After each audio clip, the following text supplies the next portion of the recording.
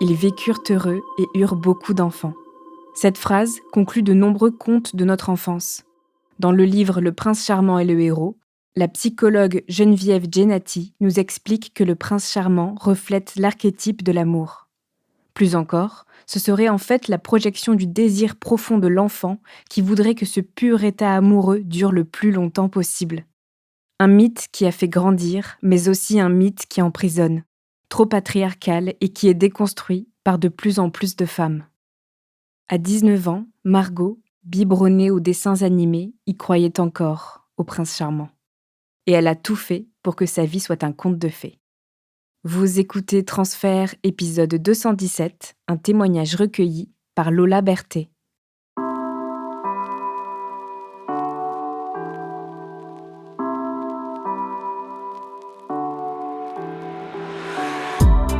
Je suis une fille de militaire, donc ça signifie qu'on déménage très souvent, environ tous les 3 à 4 ans, et c'est ce qui m'est arrivé de mes 3 ans jusqu'à mes 18-19 ans. Je suis née dans le sud de la France, et après on a déménagé dans plusieurs endroits, surtout les îles, donc j'ai vécu en Corse. Ensuite j'ai vécu en Nouvelle-Calédonie, donc 3-4 ans à chaque fois. On est reparti quand j'avais 15 ans en France et je me suis retrouvée à Rennes et je débarque en 3e dans un collège de centre-ville où je connais personne, où je dois tout recommencer. Mais bon, je dirais pas que ça me faisait peur parce qu'en fait je l'avais déjà fait plein de fois. Donc j'arrive au collège, les premiers jours sont un peu difficiles parce que forcément j'ai un décalage. Moi j'arrive des îles et on me pose des questions, mais tu viens d'où? Mais il y avait des tigres où t'habitais, ce genre de choses. Alors que pas du tout. Mais voilà, donc un peu en décalage, il a fallu que je m'adapte. Je me suis vite adaptée. J'ai des relations amoureuses, j'ai pas de problème avec ça. Je me définis comme une amoureuse inconditionnelle de l'amour. Et donc, dès mon plus jeune âge, en fait, j'aime voilà, rencontrer des personnes, j'aime avoir des relations avec des garçons, j'aime voilà, construire des liens. Et je pense que je suis tellement dans l'intensité du partage et de ma relation amoureuse à chaque fois que je pense que ça fait peur à certains. Je suis rarement satisfaite des relations que j'ai. Ça va pas aussi loin que je le voudrais, c'est pas aussi intense que je le voudrais. Dès cet âge-là, j'ai 16-17 ans, je suis persuadée que je vais vivre une histoire un peu extraordinaire et ça n'arrive pas tout de suite. Pour moi, la personne extraordinaire, c'est quelqu'un qui m'aide à m'accepter comme je suis, qui est capable de sentir l'intensité que je vis au quotidien, quelqu'un qui aime ma façon en fait de voir la vie, ma façon d'exprimer toutes mes émotions, quelqu'un qui n'a pas peur d'être dans la sensibilité, qui n'a pas peur de dire ce qu'il pense, ce qu'il ressent, qui est capable d'entendre et de dire aussi. Pour moi, la définition d'un amour extraordinaire, c'est ça, c'est d'être dans le partage tout le temps, sans jugement. Et c'est vrai que quand on a 16 ou 17 ans, c'est parfois difficile encore. Quand j'arrive à la fac, je sais pas trop quoi faire comme filière, donc je me dis bon, je vais essayer de faire des langues. Donc je m'inscris dans une filière qui s'appelle langue étrangère appliquée et je me lance. Donc dans les langues, il y a de la politique, il y a de l'économie, mais je me rends compte rapidement que c'est pas pour moi. Et en fait, ça me lance dans l'engrenage des sorties à répétition et je sens au fur et à mesure du temps en fait que je me perds moi en tant que personne.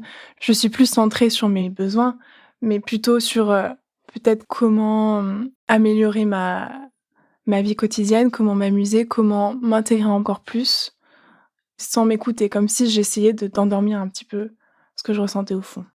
Au bout d'1 an, mes parents me disent: «Bon, on a quelque chose à te dire, à toi et tes sœurs. On a demandé une mutation pour outre-mer». Donc outre-mer, mais où ça? On veut partir en Polynésie, Polynésie française, et ça a été accepté. Alors moi, c'est vrai que sur le coup, je suis un peu choquée. Je m'y attends sans m'y attendre parce que ça a toujours été comme ça.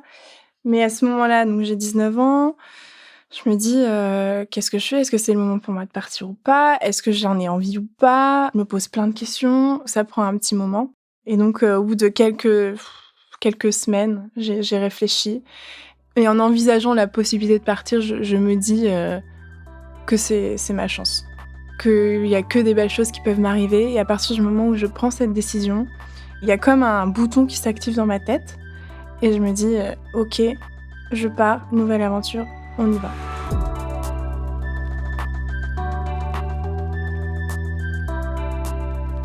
Le jour où j'y arrive, on est en juillet 2013.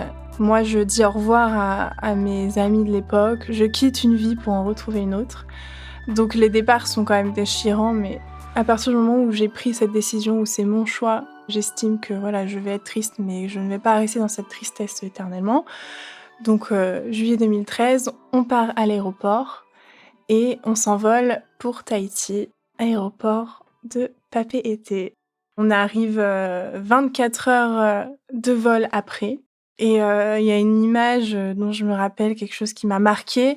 C'est ce moment, en fait, où la porte de l'avion s'ouvre, je sors et je pose mon pied sur le tarmac, sur le sol polynésien, et je regarde mon père et je dis: «C'est parti». Et en sortant, voilà, je hume une espèce d'humidité, un air très chaud comme ça qui vient me caresser la peau, le vent. Et en arrivant dans l'aéroport, j'entends des chants polynésiens. Je sens aussi les fleurs puisque quand on arrive, on nous met des colliers de fleurs autour du cou.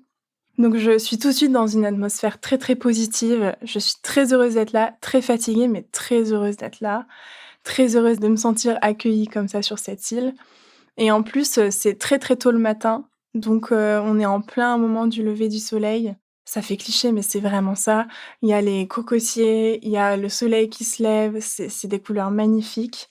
Et donc après, on est embarqués dans un 4x4 pour nous emmener chez nous. Tout le long, je regarde à travers la vitre et j'ai les yeux, ébahis, grands, et je regarde tous les paysages, je regarde tous les arbres, je regarde les oiseaux, enfin je regarde tout, tout, tout, et j'ai l'impression d'être dans un nouveau monde, de sentir des nouvelles sensations, de sentir un nouvel air, de voir de nouvelles personnes. Et c'est vraiment l'effet que ça me fait, c'est très, très positif. J'ai le sourire tout le long. Vraiment, c'est un moment, magique. C'est des émotions, très intenses que je ressens dans tout mon corps. J'arrive, l'été 2013 et je m'inscris, à la fac locale en langue étrangère, anglaise, pour démarrer mon cursus de licence. Et en fait, je suis vraiment, très motivée et je sais que je vais tout faire pour réussir, mon année déjà et ma licence après. L'année scolaire démarre un peu plus tôt en Polynésie, on démarre, mi-août.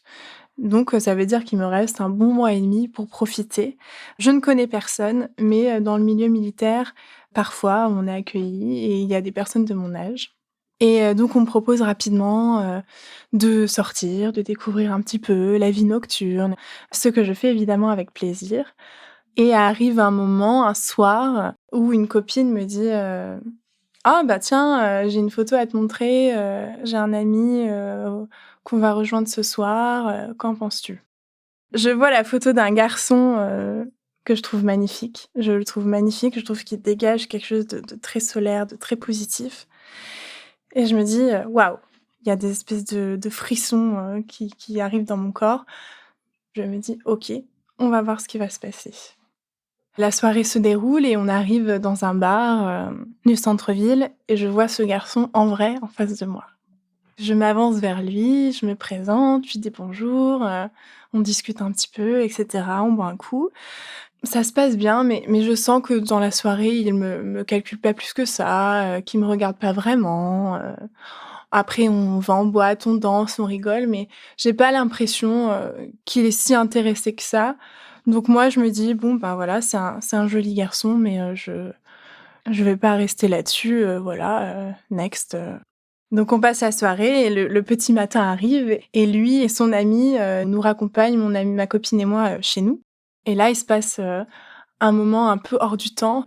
Je sors de la voiture, il sort aussi de la voiture, il me fait la bise pour me dire au revoir, et c'est une bise, au ralenti, et il me fait comprendre que, ce serait quand même bien qu'on se recontacte. Et moi, je ne suis pas dans l'optique d'avoir quelque chose de sérieux tout de suite. En tout cas, j'ai envie de titiller un peu le destin.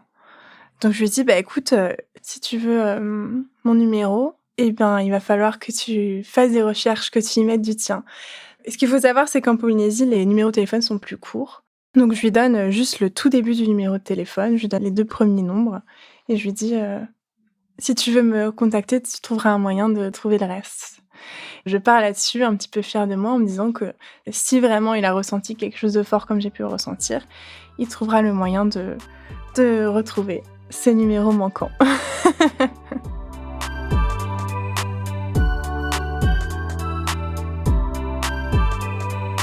Un jour, je reçois un message de sa part. Ça fait que seulement quelques jours qu'on s'est quittés, ce qui veut dire qu'il s'est démené en un si court laps de temps pour me recontacter et j'en suis encore plus heureuse. Je fais pas durer le suspense, je lui dis oui, j'aimerais qu'on se revoie. On discute tout de suite énormément. Je lui dis comment je me sens, je lui raconte ma vie, il me raconte la sienne. Donc on est deux personnes très différentes. Moi, je suis très optimiste, très démonstrative. Je vais facilement faire des compliments, je vais facilement sourire aux gens, parler aux gens, etc. Lui est beaucoup plus renfermé, beaucoup plus timide. Il écoute très très bien, mais il est beaucoup plus pudique. Je sens que c'est quelqu'un qui a une sensibilité profonde et qui n'a pas peur d'entendre ce que j'ai envie de lui dire, qui est très à l'écoute. Et ça match tout de suite. C'est inexplicable, c'est tout de suite très très fort. Et en fait, on se quitte plus, je passe mon temps chez lui, on passe notre temps à se voir, ça devient très passionnel, très très fort. Au début de la relation, c'est pas toujours évident parce que, Kevin a 10 ans de plus que moi, donc j'en ai 19, il en a 29 et il est marin. Et donc, à juste titre, mes parents me mettent un peu en garde, ils me disent, «Est-ce que tu es sûre que c'est quelqu'un de sérieux? Est-ce que tu es sûre, qu'il va vraiment s'investir? Il est là pour une mission courte». Donc j'entends ce qu'ils me disent, c'est justifié, mais je n'écoute absolument pas ce qu'on me dit et moi, je suis persuadée au fond de moi que je suis au bon endroit et que quoi qu'il arrive, j'aurai quelque chose à vivre avec ce garçon-là. Ça dure, comme ça, 2 bonnes années et au bout de la 2e année, il m'annonce que pour son travail, il doit rentrer en France. Je ne veux pas vivre, dans l'attente et pour moi 2 ans, ça c'est encore court. Donc je lui dis: «Si tu t'en vas maintenant, je ne garantis pas que je vais m'investir plus que ça. Je ne pense pas avoir le courage de m'investir plus dans cette relation si tu restes pas tout de suite». Par chance, il a la possibilité de rester, donc il reste 1 année de plus. On vit, heureux comme jamais, à se voir tout le temps, à profiter de la vie des îles parce que c'est vraiment une vie à part. On se fait des petits voyages sur les îles d'à côté, on fait du jet ski, on va dans l'eau tout le temps et c'est magique et au bout de la dernière année, il a plus le choix, il doit repartir et je me dis, «Je veux être accomplie moi en tant que femme déjà. Je veux avoir un bagage universitaire. Je tiens à mon indépendance. S'il faut qu'il parte, mais moi je reste» et on décide d'un commun accord, que ça se passera comme ça et donc pendant 1 an, d'être à distance. La fin de sa mission, arrive et c'est le jour du départ. Il part au petit matin, donc on passe, toute la nuit d'avant ensemble. On ne dort pas, on pleure pendant des heures. On se raconte notre tristesse pendant des heures. On a les yeux bouffis, on a le visage tout blanc. Enfin, c'est extrêmement triste. C'est très, très intense. C'est très énergivore aussi parce que je sens que j'ai plus de force. Ça me prend toute ma vie à ce moment-là, en fait, de me dire que je vais devoir le regarder partir et donc on arrive à l'aéroport et il passe les portillons et il s'en va et moi, je me retrouve là, toute seule, perdue au milieu de l'aéroport, complètement, choquée, je sais ce qui m'arrive, mais en même temps, je sais pas tout à fait. Mon premier réflexe, en fait, c'est de m'asseoir par terre sur un trottoir et de pleurer encore une fois. Je pensais que j'avais plus de larmes, mais en fait si, encore un peu. Ma mère vient me chercher, je rentre chez moi et je vois littéralement son avion, partir. C'est très, très dur émotionnellement, c'est très difficile, mais j'ai toujours cette chose en moi qui me dit: «Mais c'est ma décision. Donc oui, c'est normal d'être triste, mais je ne peux pas rester dans cette tristesse indéfiniment». Donc je décide tout de suite de voir, cette distance-là comme un challenge de plus. Qu'est-ce que ça va nous apporter? Qu'est-ce que moi, ça va me faire comprendre sur ce que je recherche? Parce que oui, je veux mon histoire extraordinaire, mais est-ce que j'en suis capable? Est-ce que, j'ai les épaules pour? Est-ce que je me raconte pas des histoires? J'ai vraiment envie de savoir ce que ça va donner après la tristesse. L'année à distance se passe, on ne se voit pas physiquement pendant 1 an. On s'appelle, presque tous les jours. Ça reste très fort et pendant toute cette année, même si c'est difficile d'être loin de lui, j'apprends à me découvrir moi d'une autre manière. C'est-à-dire que j'essaye de combler le vide d'une autre façon. Je me mets à faire du yoga, j'apprends à mieux connaître mon corps, à mieux connaître mes envies. Je pense que je deviens un peu plus solitaire aussi à ce moment-là. Je me raccroche moins aux autres. J'apprends à être bien avec moi-même. Quelque chose qui est assez, fou pendant cette année de distance, c'est que, pas une seconde je doute de moi et de notre amour et je sais que ça marche. On s'envoie des messages, beaucoup, mais on fait énormément de visio. Si c'est pas une, tous les jours, c'est une tous les 2 jours. Donc il y a un décalage horaire de 12 heures, donc il faut aussi qu'on s'adapte. Lui, il travaille, moi je suis toujours dans mes études, donc on doit trouver des moments adéquats, mais on y arrive. On y arrive, on se débrouille. Moi, si je dois me coucher à 2 heures du mat pour lui parler, je me couche à 2 heures du mat pour lui parler, mais même si je le sens pas physiquement, je le vois et à ce moment-là, c'est suffisant. Une année après, le départ de Kevin, j'ai terminé ma licence. Je l'ai réussi haut la main, je suis très fière de moi parce que c'est la première fois dans ma scolarité que je réussis aussi bien dans mon cursus. J'ai trouvé ma voie, je sens que je me fais de plus en plus confiance et donc vient, une des décisions les plus importantes que je puisse prendre, c'est-à-dire le rejoindre.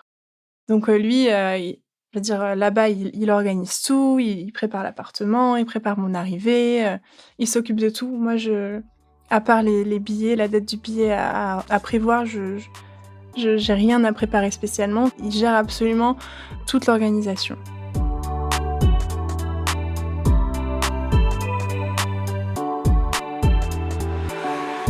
On est en juillet, 2016 cette fois, donc on est, 3 ans après notre rencontre.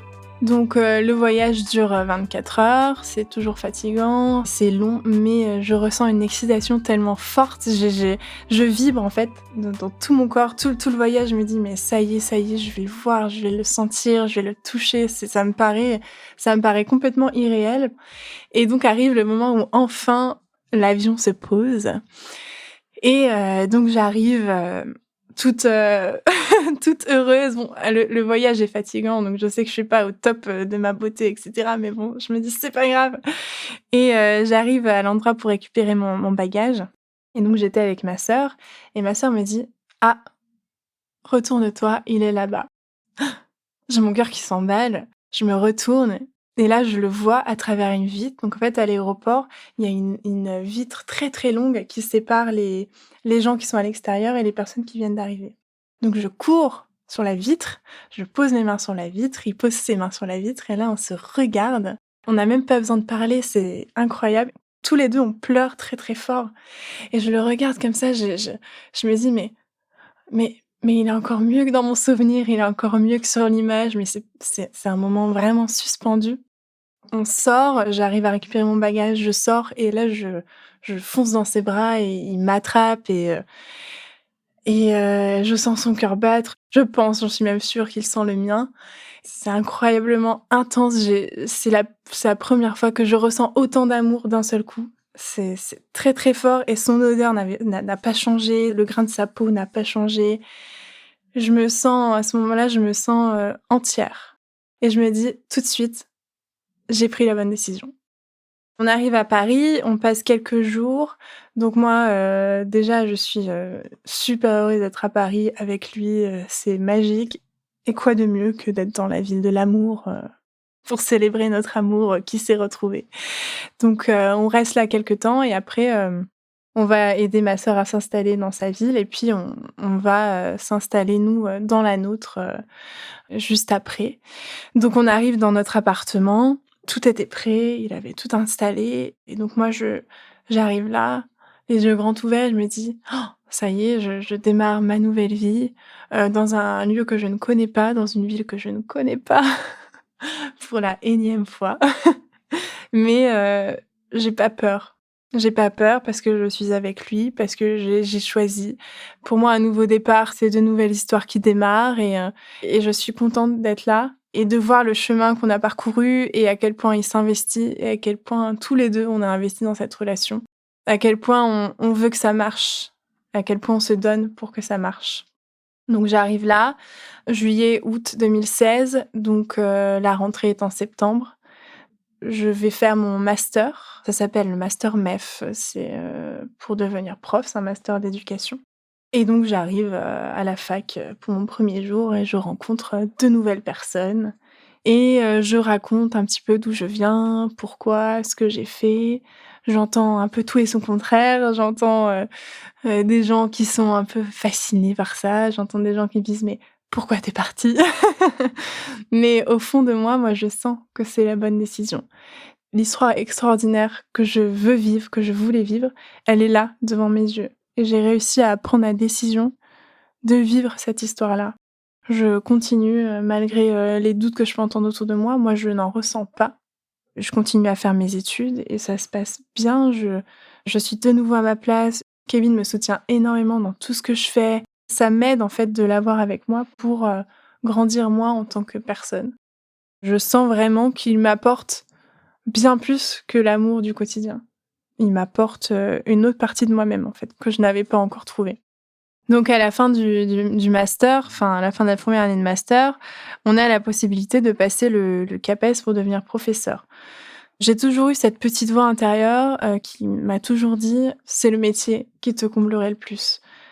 J'ai mis du temps à me faire confiance et être consciente des capacités que j'avais, que je pouvais avoir et en fait cette relation, m'a vraiment aidée à prendre confiance et à me faire confiance et donc au moment de passer le concours, je me lance. Je me dis: «Ben, j'ai rien à perdre» et je fais confiance au destin qui, pour le moment, a répondu à mes attentes.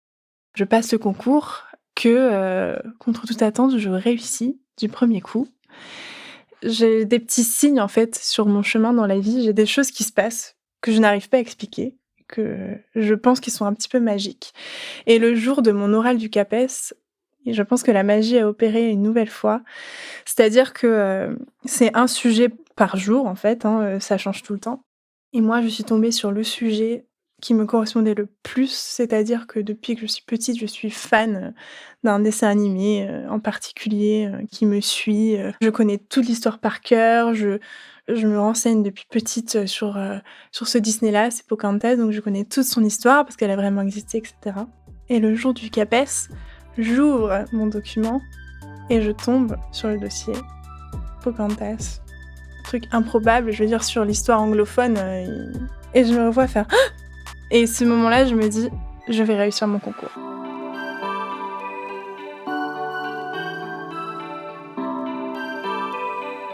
J'obtiens le concours, je suis choquée en fait d'avoir réussi ça. Pour moi, c'est un accomplissement, énorme et je suis d'autant plus fière que j'ai réussi ce concours, dans une période de transition, de changement où j'ai dû me refaire à une nouvelle vie, j'ai dû, faire de nouvelles rencontres, j'ai dû m'adapter à un nouvel environnement. J'ai dû aussi, accepter le fait d'être loin de ma famille, enfin en tout cas, vivre avec le sentiment de manque aussi et j'ai réussi à accomplir quelque chose pour moi dans ce cadre-là. Je commence, à prendre des classes en charge, je commence à faire ma place, dans ce métier-là aussi qui est un métier où voilà, on doit se mettre en avant, on doit savoir parler, on doit savoir écouter et je me dis: «Mais c'est vraiment ça que je devais faire». J'ai un parcours atypique pour en arriver là, mais j'ai réussi à y arriver. Quand on est jeune professeur, on est souvent, catapulté dans des régions déficitaires ou des régions moins demandées. En tout cas, je savais que j'allais devoir, muter, contre mon gré certainement. Je reçois un jour un SMS qui me dit, «Eh bien, vous êtes muté dans l'académie d'Amiens, je suis à Rouen» et je me dis: «Bah, c'est juste que ça recommence» et je le sais en faisant ce travail-là qu'il faut que je parte. Donc s'engage une nouvelle discussion avec Kevin, mais vraiment en douceur, en fait. De part et d'autre, on ressent pas de peur ou vraiment d'angoisse. On se dit que ça va marcher. Je mute dans l'académie d'Amiens et lui arrive, très rapidement, en fait, à se faire muter au même endroit, dans la boîte dans laquelle il travaille. On a réussi à opérer ce changement tous les 2, comme si c'était juste une petite étape. De nouveau, on se retrouve, dans une nouvelle région. On recommence, à se recréer une vie. Mais cette fois-ci, on a notre socle qui est bien solide, puisque ça fait quand même plusieurs années maintenant qu'on vit ensemble, qu'on prend des décisions communes, mais vraiment toujours en gardant notre individualité et notre indépendance.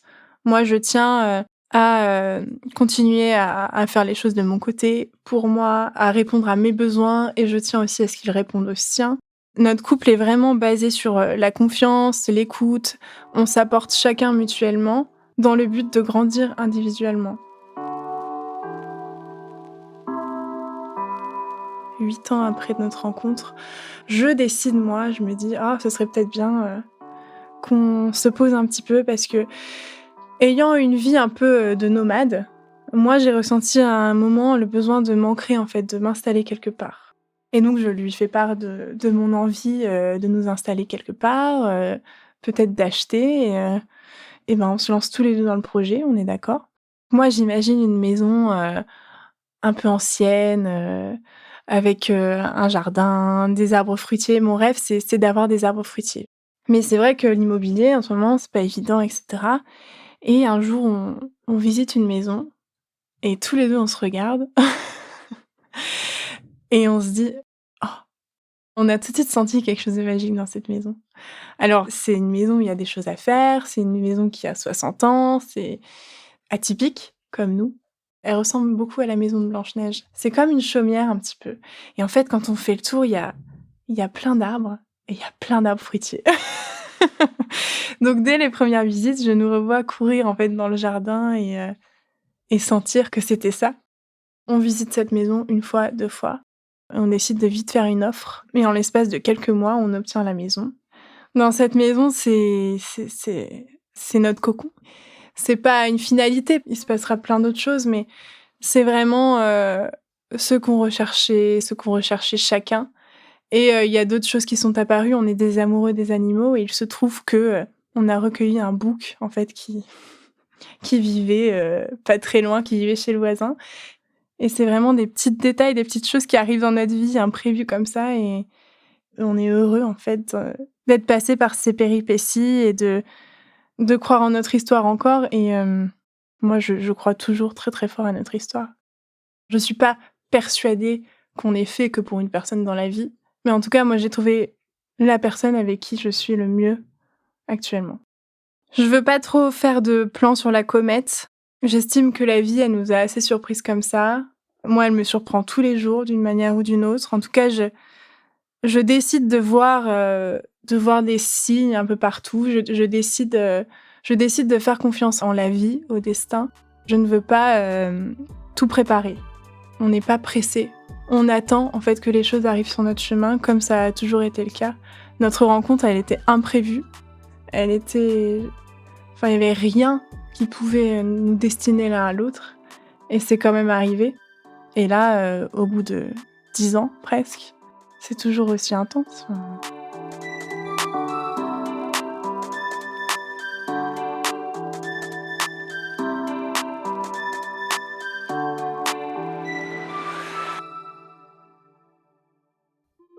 Vous venez d'écouter Transfert, épisode 217, un témoignage recueilli par Lola Berthet. Il a été produit et réalisé par Slate.fr sous la direction de Christophe Caron et Benjamin Septem-Ours. Production éditoriale, Sarah Koskiewicz. Prise de son, Benjamin Septem-Ours. Montage et réalisation, Victor Benamou. L'introduction a été écrite par Sarah Koskiewicz et lue par Aurélie Rodriguez. Retrouvez Transfert tous les jeudis sur Slate.fr et sur votre application d'écoute préférée. Découvrez aussi Transfert Club, l'offre premium de Transfert. 2 fois par mois, vous aurez accès à du contenu exclusif, des histoires inédites et les coulisses de vos épisodes préférés. À retrouver sur slate.fr/transfertclub et sur toutes les plateformes de podcast. Pour proposer une histoire, vous pouvez nous envoyer un mail à l'adresse transfert@slate.fr.